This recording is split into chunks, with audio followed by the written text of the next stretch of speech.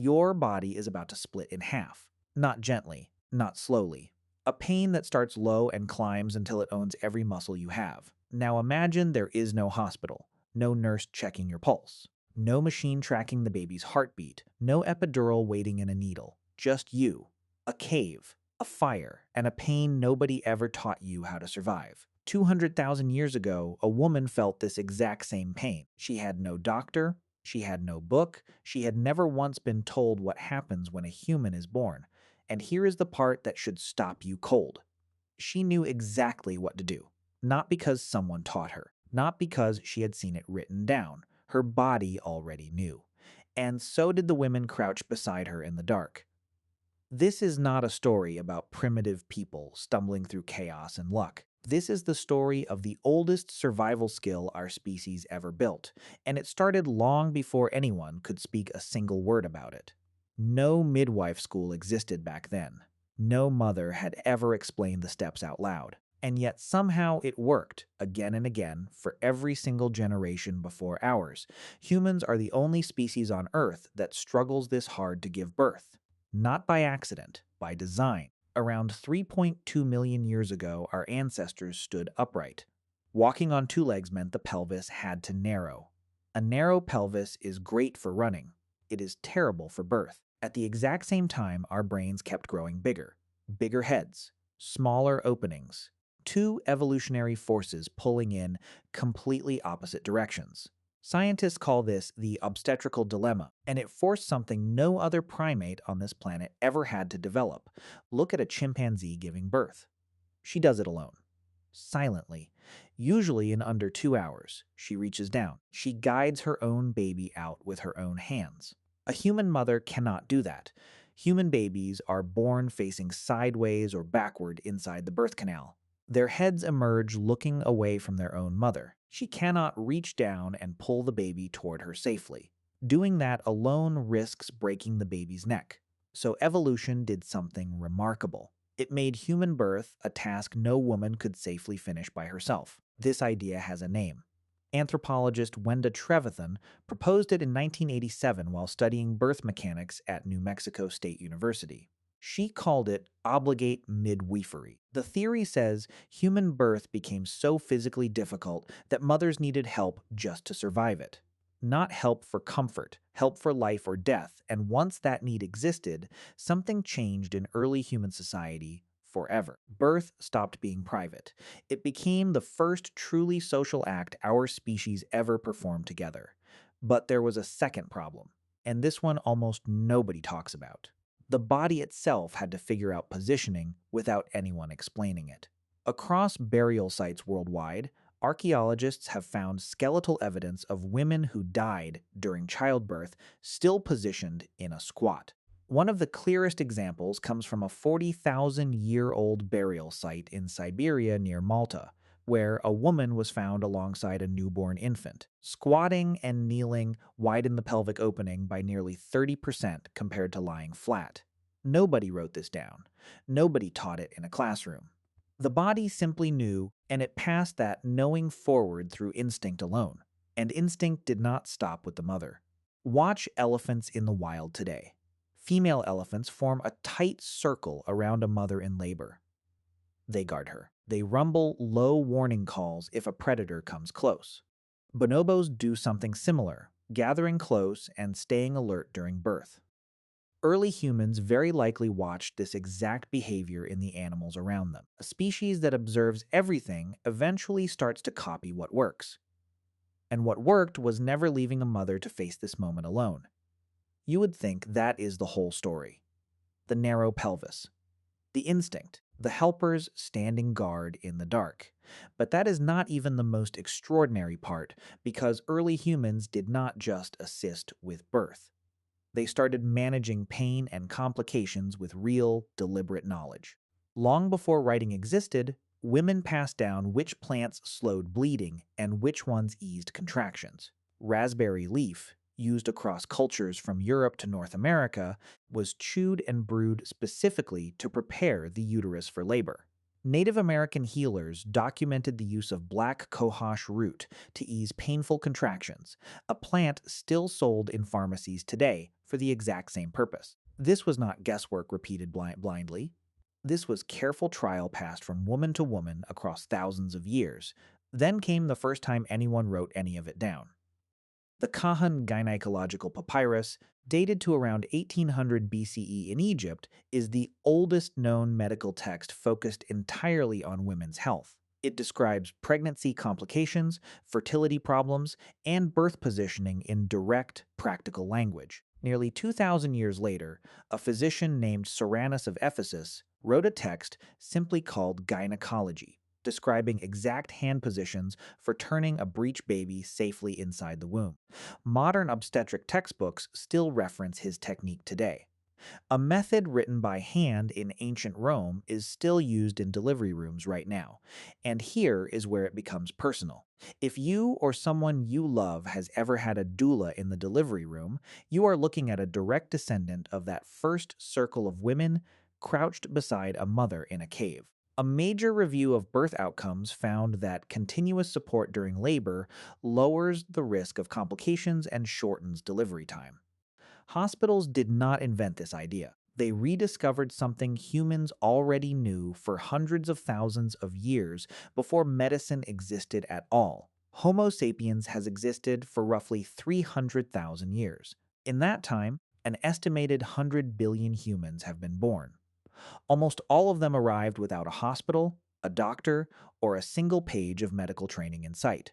And yet the species did not just survive. It multiplied across every continent on Earth.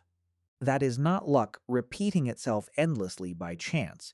That is knowledge tested in the most brutal way possible and passed forward without ever once being written down. 8,000 years. The same plant, the same purpose, the same result. In ancient China, midwives relied on a plant called mugwort, burned close to the skin in a practice called moxibustion, to help turn a breech baby before labor began. Physicians recorded this method in texts dating back to the Han Dynasty, roughly 2,000 years ago. Today, some hospitals in China and parts of Europe still offer moxibustion as a real clinical option for breech pregnancies. A treatment invented without ultrasound, without anatomy textbooks, without any understanding of hormones, is still sitting on modern medical charts. Nobody expected an ember and a dried leaf to survive 2,000 years of medical progress. It did anyway. Halfway across the world, Aboriginal Australian communities developed their own deeply specific birth knowledge, passed almost entirely through oral teaching between women. Certain plants were used to manage bleeding after delivery. Certain positions and movements were taught specifically to ease a difficult labor. None of this required a written language to survive. It required something more durable than paper. It required a chain of women who refused to let the knowledge break. And then there is India. The Sushruta Samhita, an ancient Sanskrit medical text, compiled roughly 2,500 years ago, contains detailed descriptions of prenatal care, birth complications, and even early surgical procedures for difficult deliveries. Sushruta is often called the father of surgery for a reason. His text describes techniques for manually repositioning a baby inside the womb, written centuries before anyone in Europe attempted anything similar in writing. The knowledge existed. It simply existed somewhere the rest of the world was not yet looking. But here is where the story gets uncomfortable. For most of human history, the women who held this knowledge were never named. No credit, no record, no statue. Just an unbroken chain of hands, catching newborns in the dark for 300,000 years, expecting nothing back except the next generation surviving to do the same thing again. There is something else that almost never gets mentioned. The pain itself may have shaped how we bonded as a species. A study published by researchers studying maternal behavior found that oxytocin, the hormone released heavily during labor and breastfeeding, is directly linked to trust and social bonding between the mother and everyone present at the birth. In other words, the most painful moment a human body goes through may have also been the exact biological mechanism that welded human groups together. Pain built connection. Connection built survival. Survival built everything that came after it. Modern medicine likes to think it started from nothing. It did not. Caesarean deliveries, now performed on roughly 30% of births in many countries, trace their name back to ancient accounts describing surgical delivery when a mother could not survive labor naturally. Anesthesia during childbirth, something every modern hospital offers as standard practice, has roots in ancient use of opium poppy extracts, recorded in Sumerian texts nearly 5,000 years old. The instruments changed, the chemistry got refined, but the core idea, easing a mother through the most dangerous moment of her life, is not new at all. It is one of the oldest ideas humans ever had. Consider how strange this really is when you slow down and think about it. No other species on Earth needed thousands of separate cultures on entirely different continents, cut off from each other for tens of thousands of years, to independently arrive at strikingly similar answers. Squatting positions appear in birth traditions from Africa to the Americas to Southeast Asia, all developed without any contact between these regions. Herbal remedies for pain and bleeding show up again and again with almost identical purposes, invented separately by people who never once met. When completely isolated groups of humans keep discovering the exact same solutions, it is not coincidence anymore. It is the human body itself quietly guiding behavior through instinct that runs deeper than culture, deeper than language, deeper than geography. There is one more piece of this that rarely gets told. Grandmothers. Anthropologists studying hunter-gatherer societies have documented what researchers now call the grandmother hypothesis, the idea that human females evolved to live decades past their own reproductive years specifically to help raise grandchildren and assist during births. No other great ape does this. Chimpanzee mothers rarely live long past their fertile years. Human grandmothers do, by design, and their presence during childbirth measurably improved survival rates for both mother and baby. In studies of modern hunter-gatherer communities in places like Tanzania, evolution did not just build a body that could give birth, it built an entire support system around that moment, stretching across 3 generations standing in the same room. None of this happened because someone sat down and designed it. It happened because failure was brutally unforgiving. Communities that lost too many mothers during childbirth simply did not survive long enough to pass anything forward. Every squat position, every plant remedy, every grandmother standing guard beside a fire was tested against the harshest possible judge, death itself. What survived that test for 300,000 years is exactly the knowledge sitting inside modern maternity wards today, wearing a white coat instead of animal skin, but built from the same original blueprint. And then there is the most remarkable story of all. Even language itself may trace back to this moment. Some linguists argue that early rhythmic vocal sounds, the kind mothers use instinctively to soothe infants across every culture on Earth, share deep roots with the earliest forms of human communication. If that theory holds any truth, then birth was not just the beginning of a single human life. It may have quietly shaped how our entire species learned to speak to each other in the first place.